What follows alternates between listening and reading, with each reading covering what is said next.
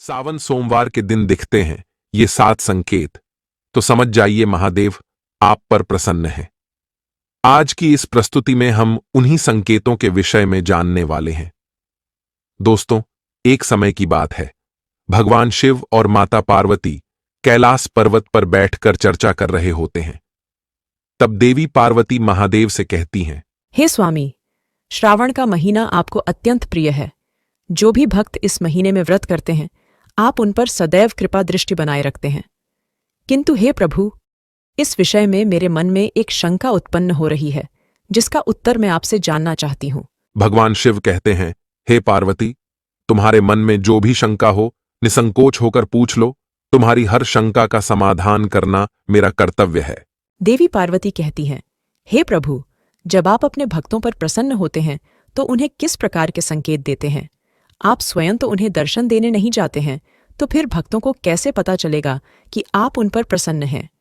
ऐसे कौन से दिव्य संकेत हैं जिनसे आपके भक्त समझ सकें कि आपने उनकी पूजा को स्वीकार किया है और आप उन पर प्रसन्न हैं? भगवान शिव कहते हैं, हे सुरेश्वरी, आज तुमने उत्तम प्रश्न किया है। यह सत्य है कि जब भी मैं किसी भक्त पर प्रसन्न होता हूं तो उसे मेरे द्वारा दिव्य संकेत प्राप्त होते हैं। जब भी मेरा कोई भक्त सच्चे मन से मेरी पूजा करता है तो उस पर प्रसन्न होकर मैं उसे दिव्य संकेतों के द्वारा यह समझाने का प्रयास करता हूं कि मैं उसकी भक्ति से प्रसन्न हूं। हे देवी, उन दिव्य संकेतों के बारे में बताने से पूर्व मैं तुम्हें एक प्राचीन इतिहास सुनाता हूं। यह कथा पूर्वकाल में एक ब्राह्मण ब्रह्मदत्त की है, जो मेरा परम भक्त था।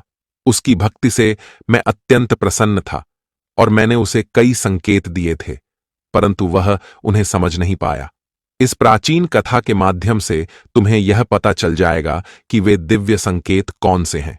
जो भी मनुष्य इस प्राचीन कथा को ध्यान से सुनता है, उसके कोटि कोटि पाप भस्म हो जाते हैं। इसीलिए देवी, आप इस कथा को ध्यान से पूरा सुनिएगा। मां पार्वती कहती हैं, हे प्रभु, आप मुझे वह कथा सुनाइए। मैं उस कथा को पूरा अवश्य सुनूंगी। आपके मुख से इस कथा को सुनना बड़े सौभाग्य की बात है। फिर महादेव देवी पार्वती को वह प्राचीन कथा सुनाते हैं। दोस्तों, इस कथा में उन महत्वपूर्ण दिव्य संकेतों के बारे में बताया गया है। इसीलिए आप इस कथा को पूरा जरूर सुनिए, क्योंकि आधा अधूरा ज्ञान घातक होता है। हे महादेव, जो भी इस कथा को ध्यान से पूरा सुनेगा और वीडियो को लाइक करेगा, उसकी झोली खुशियों से भर देना और उसके परिवार को सदा ही स्वस्थ रखना। दोस्तों, वीडियो को लाइक जरूर करें और कमेंट में हर हर महादेव अवश्य लिखें। साथ ही चैनल को सब्सक्राइब करके बेल आइकॉन पर क्लिक करें। ऐसा करना आपके लिए फायदेमंद रहेगा। बेल आइकॉन पर क्लिक करने पर आपको हमारे नए वीडियो सबसे पहले प्राप्त होंगे। तो चलिए सुनते हैं वह महान कथा। महादेव कहते हैं, हे पार्वती, अब तुम इस कथा को ध्यान से सुनो। प्राचीन समय की बात है। विराजपुर नाम की नगरी में ब्रह्मदत्त नाम का एक ब्राह्मण रहता था, जो मेरा बहुत बड़ा भक्त था।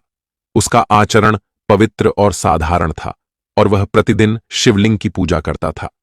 उसकी भक्ति निःस्वार्थ थी और वह सदैव दूसरों की सहायता के लिए तत्पर रहता था। उसकी एक पत्नी और पुत्र थे, जिनसे वह बहुत प्रेम करता था। ब्रह्मदत्त सदाचारी, गुणी, शास्त्रों का झाता था। वह नित्य शिव पुराण का पठन किया करता था। ब्रह्मदत्त महादेव के हर सोमवार के व्रत को करता था।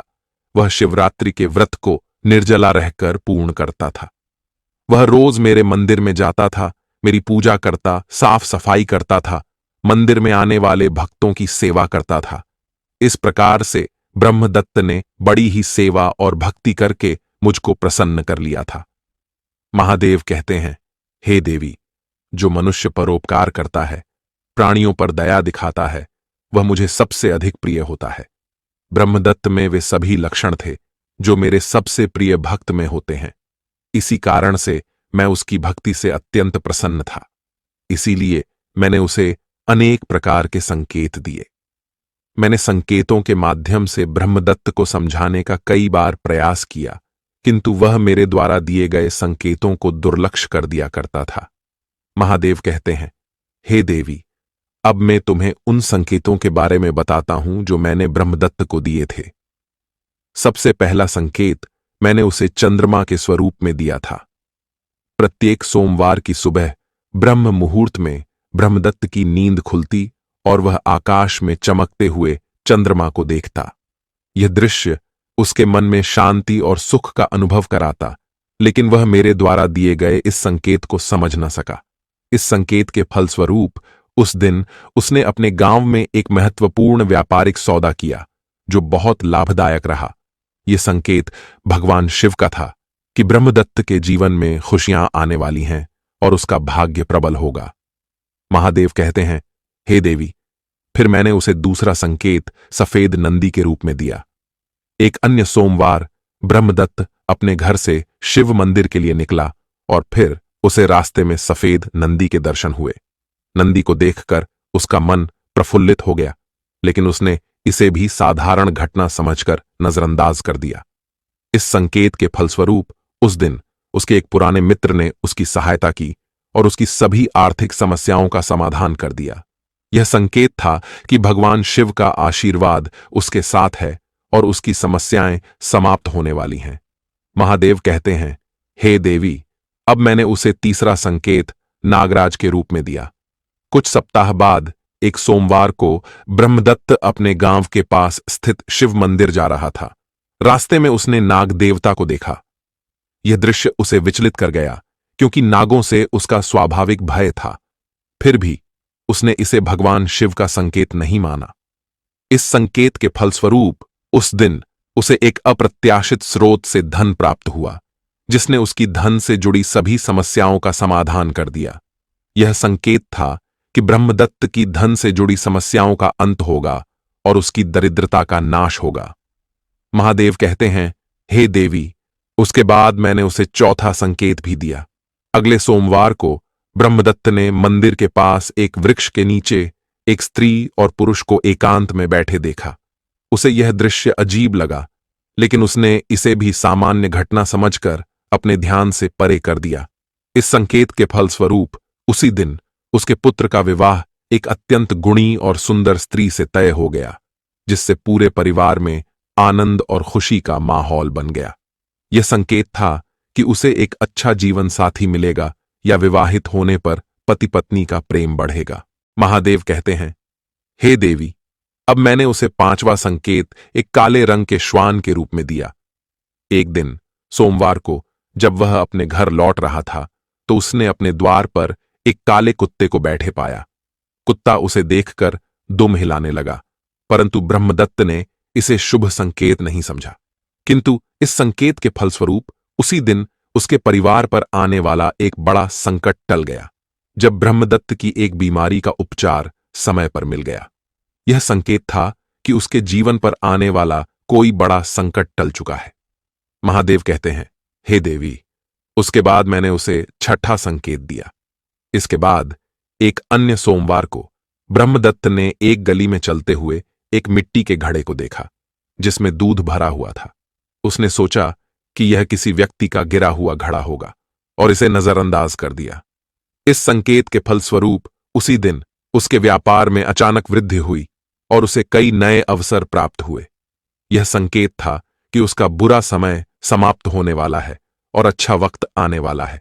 महादेव कहते हैं, हे देवी, उसके बाद मैंने उस ब्रह्मदत्त को भस्म लगाई हुई व्यक्ति के रूप में दर्शन देकर सातवां संकेत दिया। एक सोमवार को ब्रह्मदत्त ने एक व्यक्ति को देखा, जिसने अपने शरीर पर भस्म लगाई हुई थी। उसे देखकर ब्रह्मदत्त के मन में विचित्रता उत्पन्न हुई, लेकिन उसने इस दृश्य को भी नजरअंदाज कर दिया। इस संकेत के फलस्वरूप उस दिन उसकी स्वास्थ्य समस्याओं का अंत हो गया और उसे एक लंबे समय से चल रही बीमारी से मुक्ति मिल गई। यह संकेत था कि उसे उत्तम स्वास्थ्य की प्राप्ति होगी और उसके सभी रोगों का नाश होगा। महादेव कहते हैं, हे देवी, इतने संकेत देने के बावजूद भी वह ब्रह्मदत्त समझ नहीं पाया, तो मैंने उसे स्वप्न के माध्यम से आठवां संकेत दिया।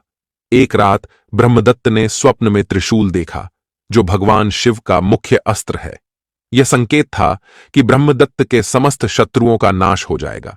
इस संकेत के फलस्वरूप ब्रह्मदत्त के जो शत्रु थे, वे उसके घर पर आकर उससे क्षमा याचना करने लगे। एक अन्य रात उसने सपने में डमरू देखा, जो भगवान शिव के संगीत का प्रतीक है। यह संकेत था कि उसके जीवन में संगीतमय संतुलन और आनंद आने वाला है। उसी सप्ताह उसके घर में एक बड़े उत्सव का आयोजन हुआ, जिससे सभी को अत्यधिक खुशी और संतोष प्राप्त हुआ। इतने संकेत मिलने के बाद भी ब्रह्मदत्त भगवान शिव की माया को समझ नहीं पाया।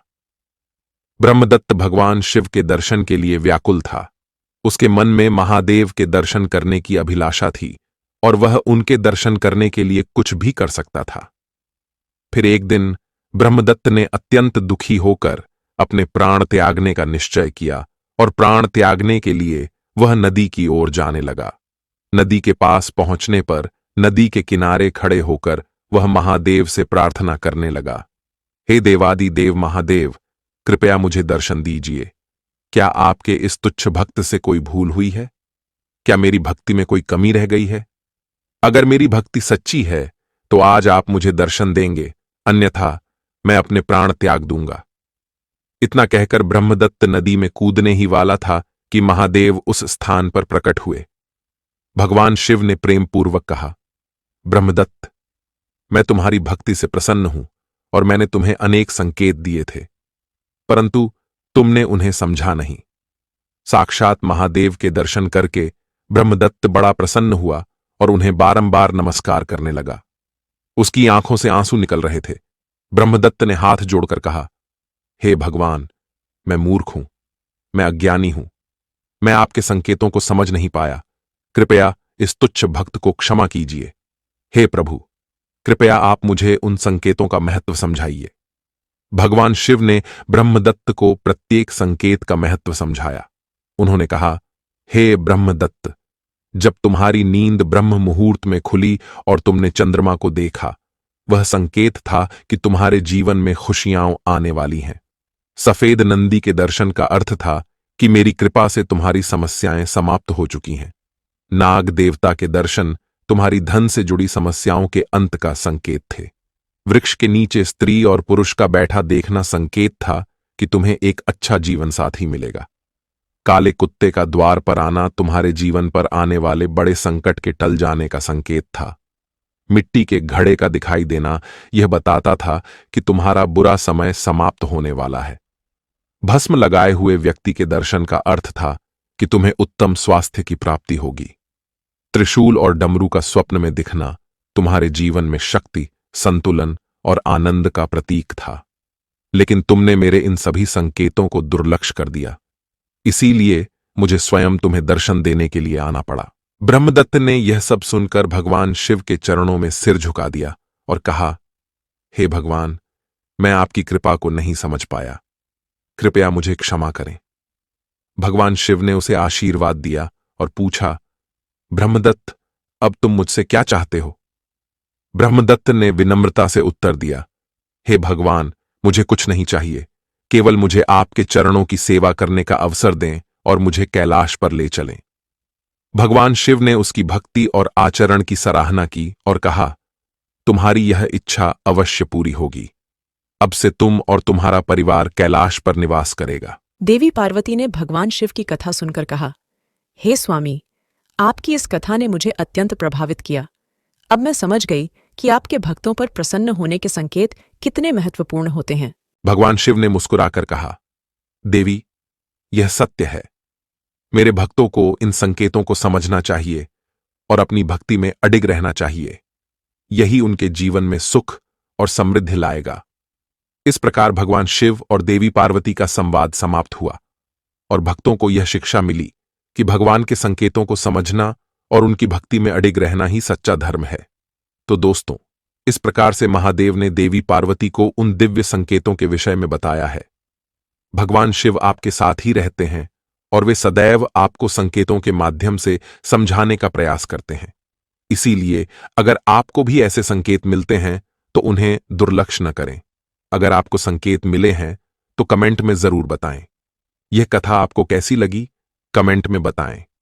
जानकारी अच्छी लगी तो वीडियो को लाइक जरूर करें और कमेंट में हर हर महादेव जरूर लिखें। साथ ही चैनल को सब्सक्राइब करें और बेल आइकन पर क्लिक करें। आप सभी का धन्यवाद।